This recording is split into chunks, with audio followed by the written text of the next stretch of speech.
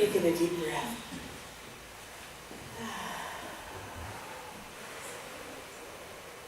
And another.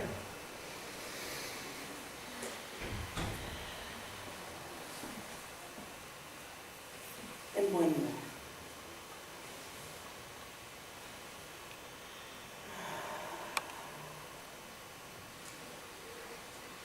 Thank you so much, always, for indulging me on that.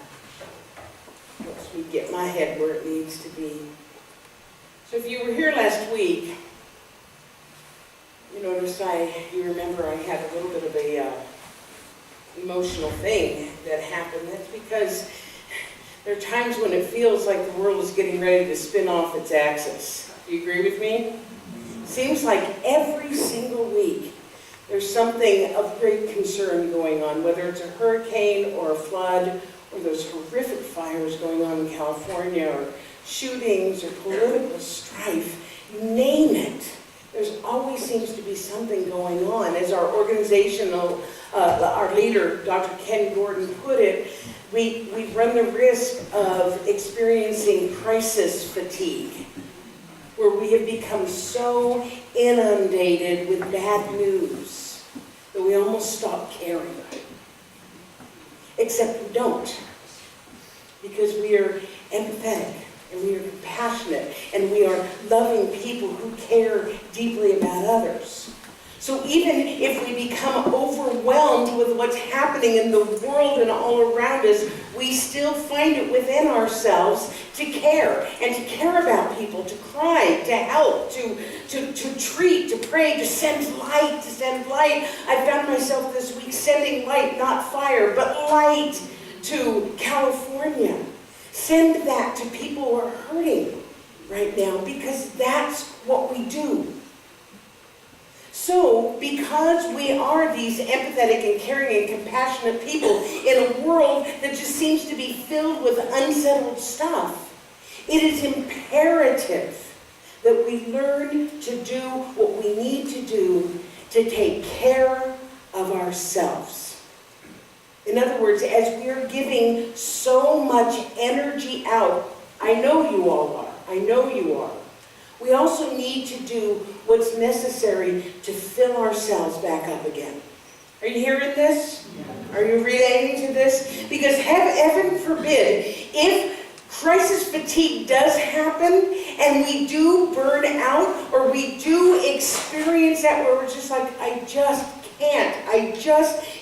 Not only are we not helping others, we are doing a disservice and we are damaging ourselves as well.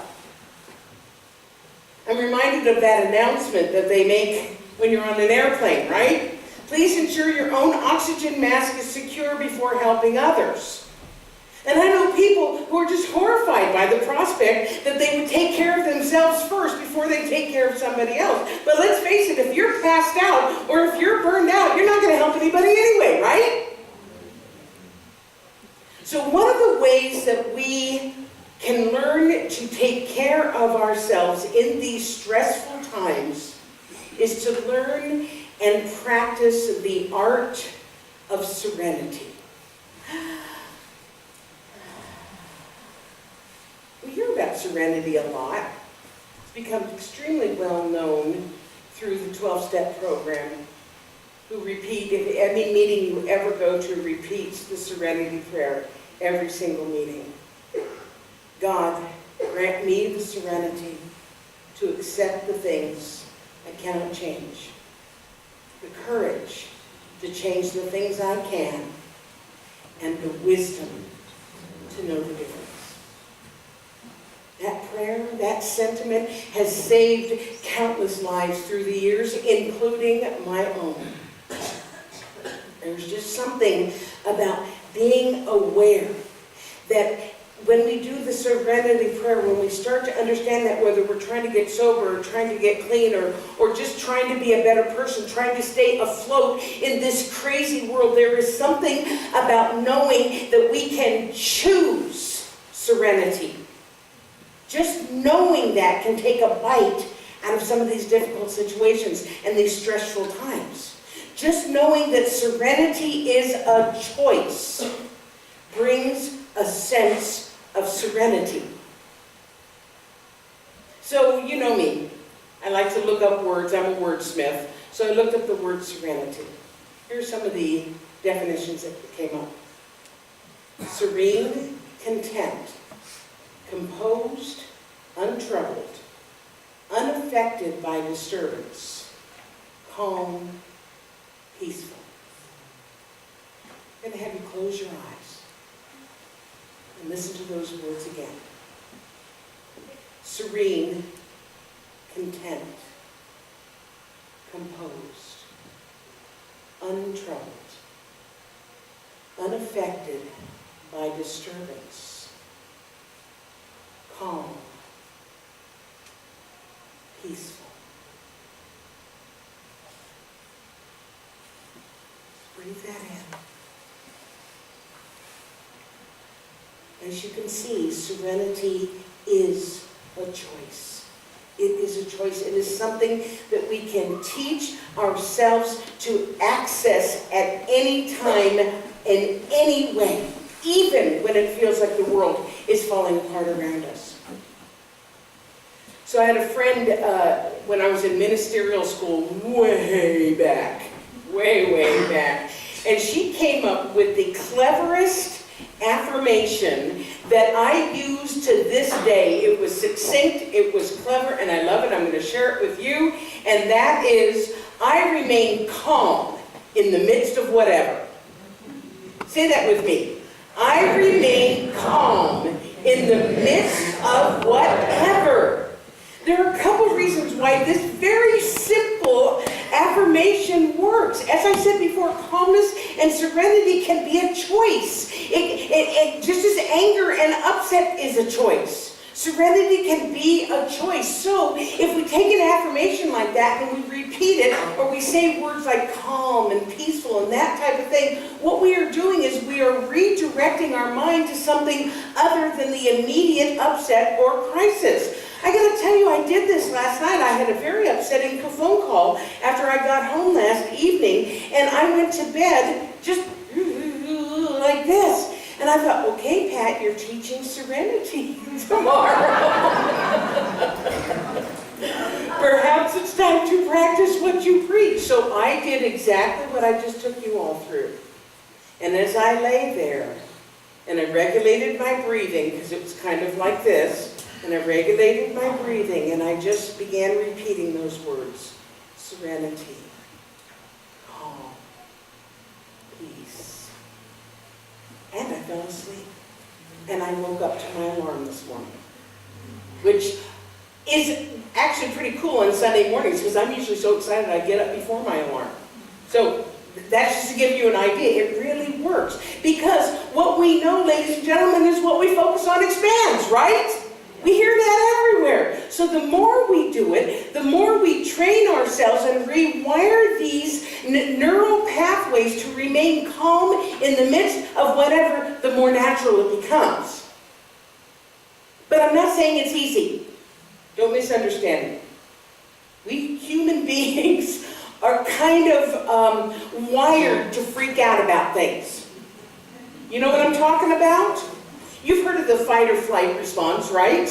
That means that when faced with something scary or something distressing or something dangerous, we immediately either run away or we stand to fight it. Neither of which is particularly healthy. Well, maybe running away, but you know, understand. Because it comes from our ancient ancestors who spent a lot of time running away from animals and invaders and things like that. So the fight or the flight response takes place in this very primitive part of our brains. It's called the limbic system. Some people call it the mammalian brain.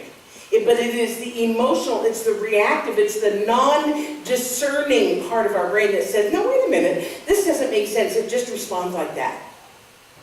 So listen to this definition of the limbic system and of the fight or flight, because I thought this was interesting. It said, in response to acute stress, means the immediate stress, the body's sympathetic nervous system is activated due to the sudden release of hormones like adrenaline. This results in an increase in heart rate, blood pressure, and breathing rate. After the threat is gone, it takes between 20 and 60 minutes for the body to return to its previous levels. So I want you to think about this for just a second. In today's world, everything is so fast-paced. We've got stress is the norm. We've got crises appearing left and right. We've got phones that are ringing and dinging. They're making any kind of sound. We've got headlines that are screaming at us all the time. We've got traffic that's getting worse and worse. We've got our bank accounts. We see the amounts diminishing. We are in a constant state of stress. A constant state of fight or flight. And here's the clue. Our bodies, which are pretty much the same as our ancestors, they haven't changed to keep up with the new times. When fight or flight was there to serve us, our physical bodies haven't changed for that. So we are either having the fight or the flight going on, and it's being activated all the time by all these crises. For instance, think about road rage. Any road ragers? Not that you're going to admit, okay? You know what? I got to tell you, I'm not. And the reason why I'm not a road rager is because I make lots of boneheaded driving maneuvers anyway. So I'm always really grateful when people are forgiving for that. And yet I know and have sat in the car with perfectly sane, nice, kind, loving people. I see a lot of people looking at someone else like, are you listening? Who become completely changed. We're on the road and they're cursing and they're gesturing and they're muttering and they're complaining and they're looking for the slight, oh God, I can't believe he just did that to me. Well, maybe he didn't know he just did that to you, but that's not the point. Now these people, not any of you, the road ragers, would never dream of being that way under normal circumstances. But get them behind the wheel, and all sense of reason and forgiveness flies out the window. Because again, that limbic system is perceiving a threat. They're going to get ahead of me. They cut me off. They did it on purpose. That limbic system perceives a threat, and the primitive part of our body and our mind reacts.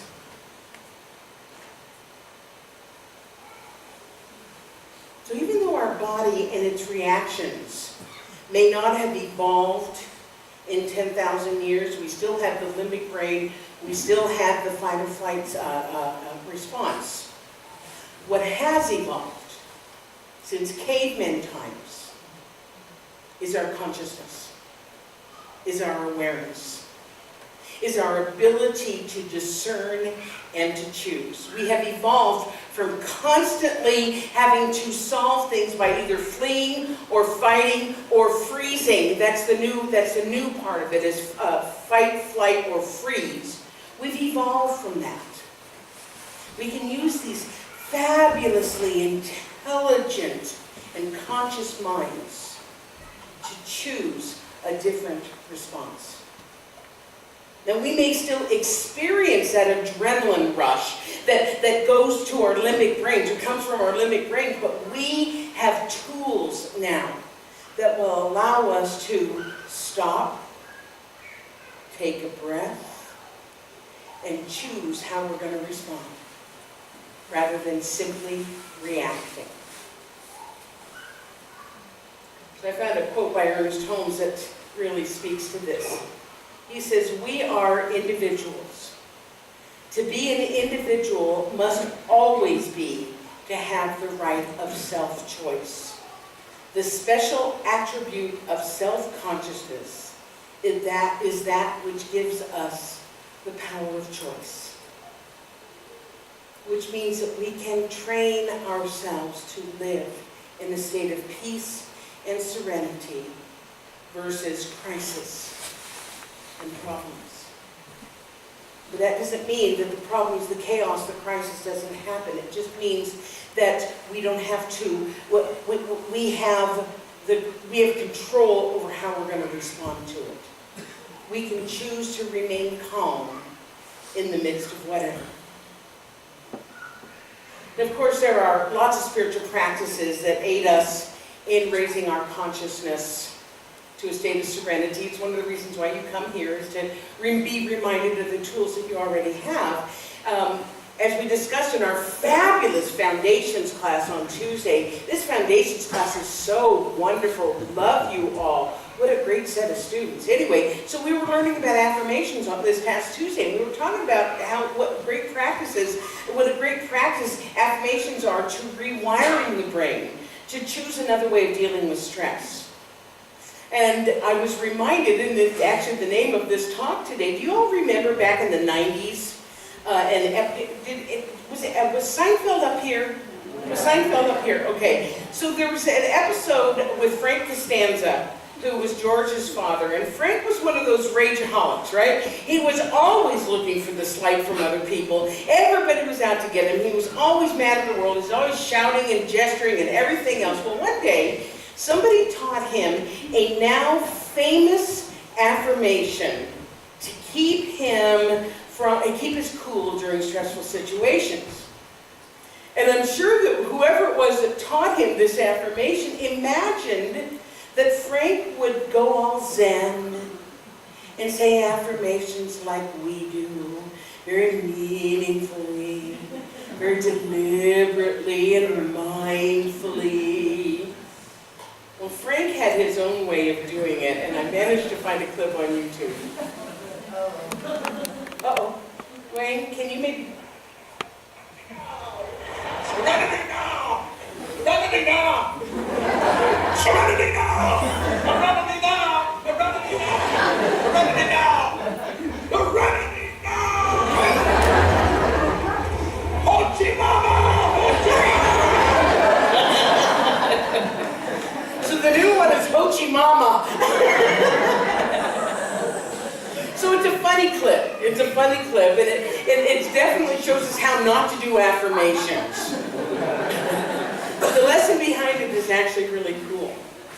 And that is, having tools and techniques like affirmations will absolutely help us at times of stress so that we don't freak out.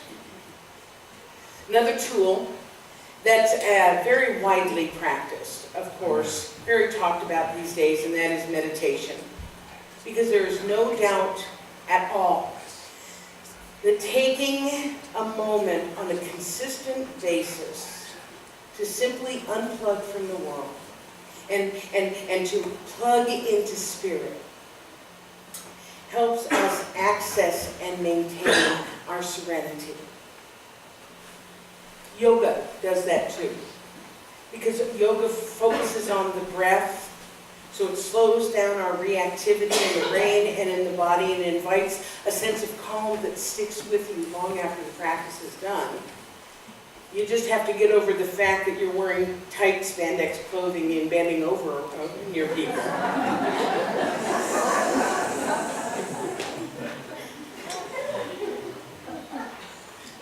A little bit stressful.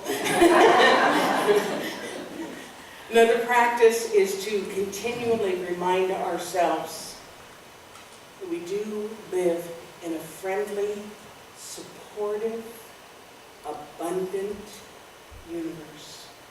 That we are part of something that is far greater than what our five senses and the news media is telling us. For me, when I tap into that higher awareness, especially when I am stressed and in crisis, I find what happens is that my awareness expands. And what happens when my awareness expands is that those things that seem so doggone important and so like this, they show themselves really to be very little and very unimportant in comparison. When I allow myself to play in that field of limitlessness, serenity and calm and peace become my reality. So we're going to do that now. I'm going to take you through a bit of a meditation experience now. So Esteban, if you would please come up. So if you're willing to close your eyes, if that's comfortable for you. Kelly took us through an absolutely amazing meditation earlier this morning. Really put me in that place. And so if you would, just begin to focus on your breathing. For the next few moments, there's nothing you need to be doing. All of those things that may be causing stress or concern, just set that to the side for now. And come to the awareness or the realization that you do live in a friendly universe. And if you don't know how to do that, simply imagine yourself walking through a grove of trees on a beautiful fall day like today, where the temperature is just perfect, and the leaves are falling off the tree and gently floating down. And that is simply the case because we live in a friendly universe, and that beauty is there for us to enjoy and to experience.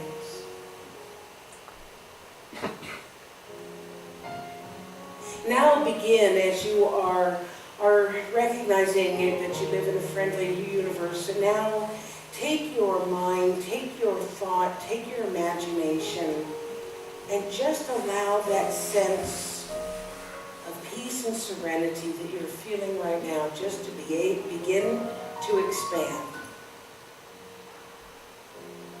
Maybe it started out just as a tiny little spark.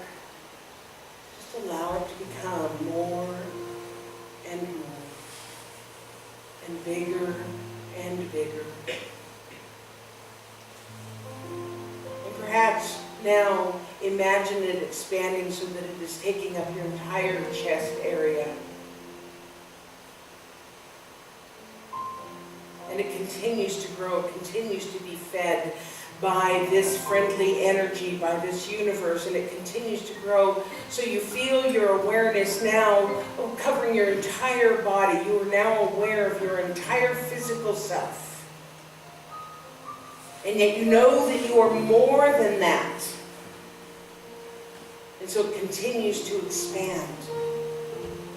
And you become aware that there is no place where you end and it begins, nowhere that it ends and you begin. You become part of this greater idea, of this greater energy, this greater awareness, and you feel it growing. And you feel it exponentially growing. Because everyone in this room is expanding their consciousness as well. Everybody in this room is allowing themselves to go into this field of potential. So it goes beyond this building, it goes beyond the confines of this city and of this province and of this country. Indeed, it goes beyond this planet, this beautiful planet that we live on. We become aware that we are part of something far greater, far more powerful, all-knowing, all-loving presence.